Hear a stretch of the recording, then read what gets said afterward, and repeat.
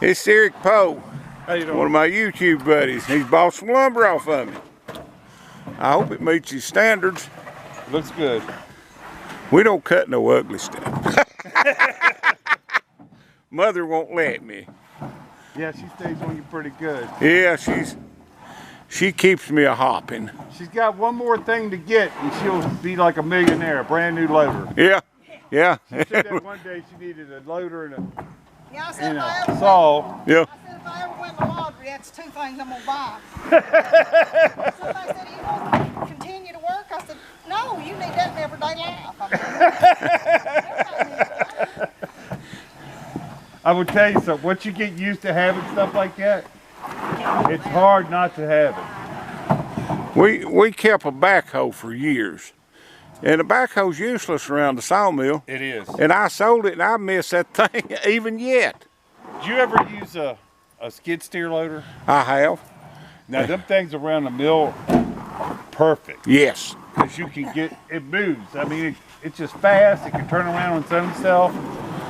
I know a boy could load a tractor and trailer load of logs, big logs, in 20 minutes, one of them things. Yeah, yeah. Later on, the 300 Bobcats, Yeah. they made them so that you could load logs Yeah. with them. And they were powerful. My God, my buddy had one. He actually logged with his. I think the thing stole.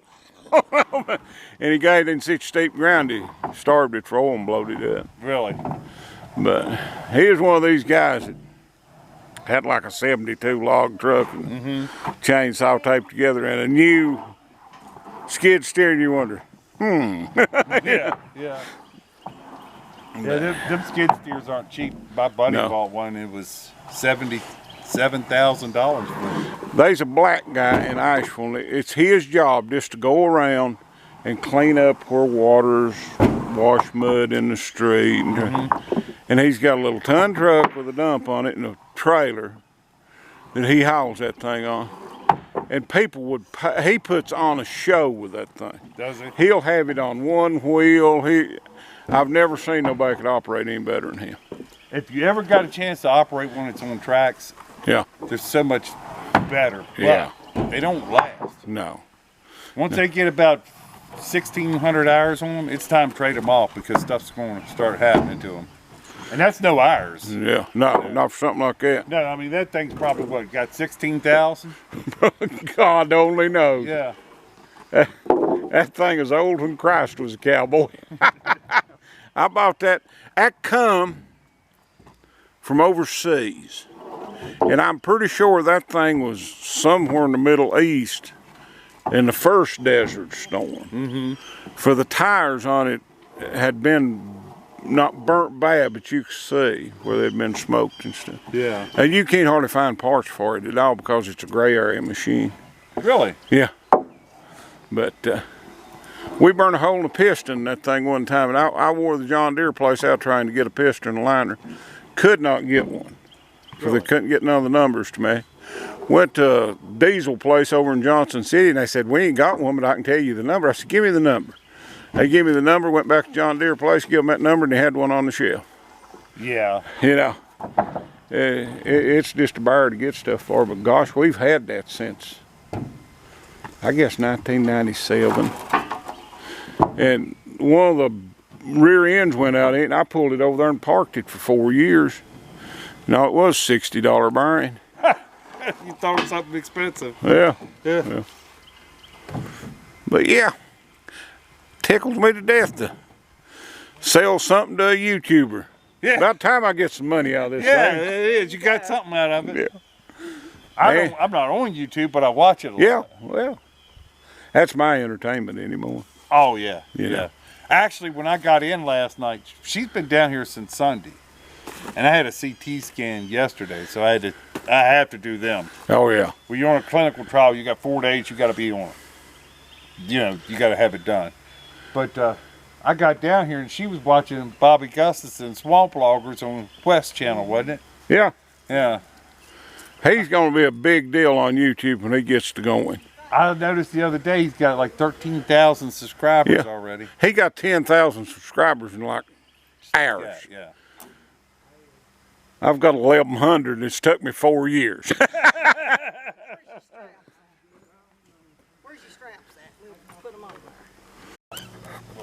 fast. Yes, and they cut good. I didn't think, they were flip. I thought, let's There's a man that's got a mill up there our way, Jerry McDonald, and that's what he keeps on his electric chainsaw. And they actually cut up all the slabs with it. Yeah. Yeah. That's the fastest thing I don't think we need any more than that. this stuff ain't slick. No, it's hanging together. I guarantee you. We was cutting some pines one time and had to pull them. And we pulled one. I mean, it was on Concord Road up there. Yeah. Concord Road. Yeah. Right beside the main road. I mean, heavily traveled road too. She You wouldn't pulled. try that down for nothing, would you? No, No, I told him, I said, I don't pull these. we pulled that, and it did come pretty close to the dozer. And she was walking real slow back through there. I thought, what's the matter? She got to me about like for me to you, and she just fell around my neck. She said, I can't do this no more, and just started bawling. Said, you scared me to death. And he was on the skidder one time. He was down this hole. A skidder, he had 3 big logs behind him. And I wasn't used to that dozer, and it's hard for me to walk and chew chewing gum at the same time. And he said, get down there, and he said, push them logs up, Well, I was trying it's hard to hem 3 logs up Yeah. on a dozer. Well, he come down there and he told me how to do it. Well, I didn't do it, so he come back down there and he's treating me like a 2-year-old. Third time he come down there and I said, I'm doing the best I can. Well, you've got to do this. I put him up out of there. Next time the wheel come up about that high off the ground on that skidder, and I think you come out of it. Well, I had to jump off of it, and that briar patch skint me all over. I said, don't treat me like a 2-year-old. I ain't never heard that dozer turn up that high. One time we loaded a daggone truck with some 16-foot logs. But they weren't really 16 foot. They were 17, 18. Yeah. And we had way too much on that old truck. And it was over axle when we went up a hill like that. The front end come off the ground 4 foot. But that was all right because it didn't have no brakes on it at all. It didn't, I swear it didn't.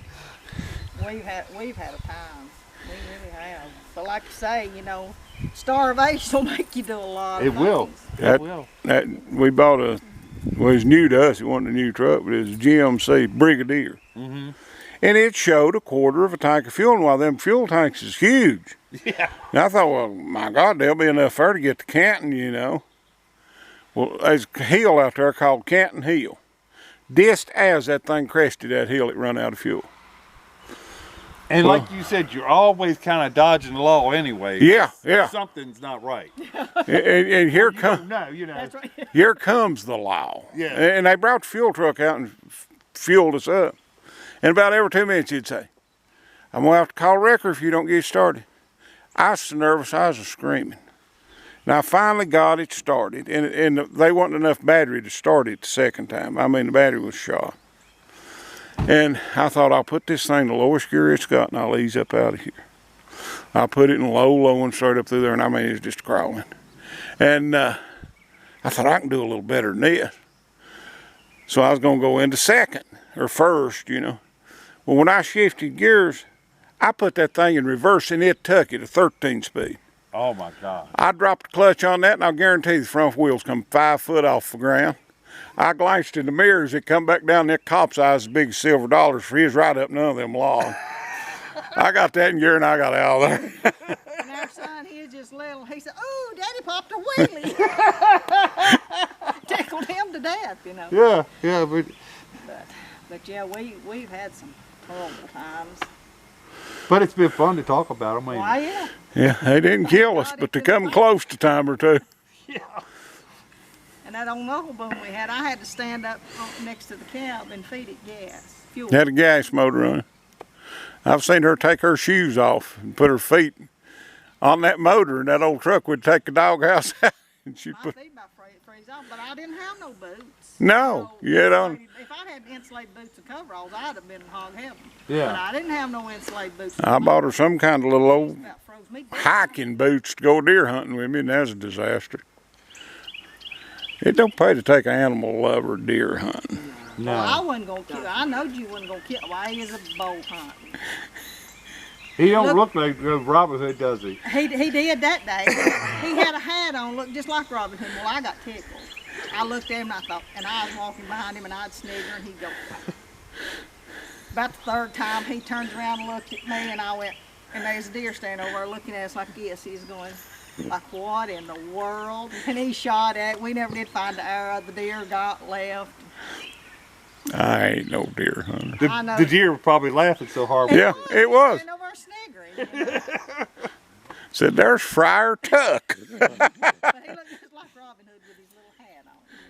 It's kind of like my dad had a 2x4 fall out of rafters one time, hit him on top of the head. My cousin was there. Oh, God. And my cousin was laughing and laughing, and the guys come in there and said, "Do you want me to call rescue squad?" My cousin said, "Yeah, I can't catch my breath because I'm laughing so hard." As a family, their last name Morrow. At one time, they was really big into logging. I think part of the family still is. But the oldest, his name was Bill. And he was crazy, but he is a good logger, but you know. Yeah, most of them are crazy. He was loading a truck, and his brother was down there sewing up. And he hit his brother in the head with a grapple on that thing. And his brother's laying there on the ground flopping like a fish. Bill looked at his other brother and said, "Well, I don't know why he's acting like that. I just pecked him." Yeah. You don't just peck somebody with a grapple. It's a wonder did knock his brains out. It's a wonder. I've seen some characters in my time. Oh, yeah. Around the sawmill and logging. But I'd rather be down here than anywhere I was at in my life. I like it down here. I told somebody, I said, when I moved, I said, I'll let Michael deal with people, you know. And I said, I just go get my loader, you know, go on the other end of the mill. He said, well, he said, if you're ever out there, I'll know not to come out there. I said, well, you've been warned. That's the best I can do for you. I bet you're just as good on that loader as any man would be. She can do pretty good with that thing. She does real good with it. She's the only one that can run. If I get on it, I'll have it tore up in 5 minutes. She knows its eccentrics. There's a lot of these men that come down there and they'll look at me and they'll look at it like, oh, you know, I don't know about this. I loaded one man's trailer one morning and it had the wheel well things over it, you know. And I told him, I said, I don't know about that. He said, it'll be all right. Well, I bent the thing a little bit. He said, no problem. He said, I'll take something, jack that out. I said, you want me to fix it for you? He said, can you? I said, yeah. And I just took that loader and got under it, picked it up. I said, how's that? He said, my goodness. He said, you're a body person too?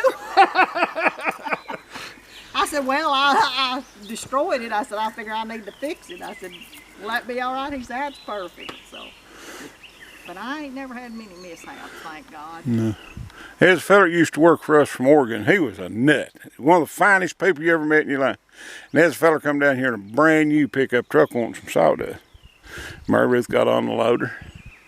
And that fella looked at Phil. Phil was the guy from Oregon. And he said, how long has she been running that? Phil said, this is her second day, but she's getting better. I loaded it and I said, you was a little worried when you, nah, I wasn't worried. I said, don't lie to me. I said, you was worried to death. I said, I ain't gonna hit nothing. I said, if I can help it. I said, if I do, I'll fix it, you know. When, I'm gonna tell you something, I don't care who it is, if it's a brand new truck, I'd be worried about it, a man who's been running the loader for 30 years. That's right. Because Yeah. you never know. That's right. They was a guy that used to sell body parts for cars. He had a route. And down in South Carolina, this old man had a mill similar to ours.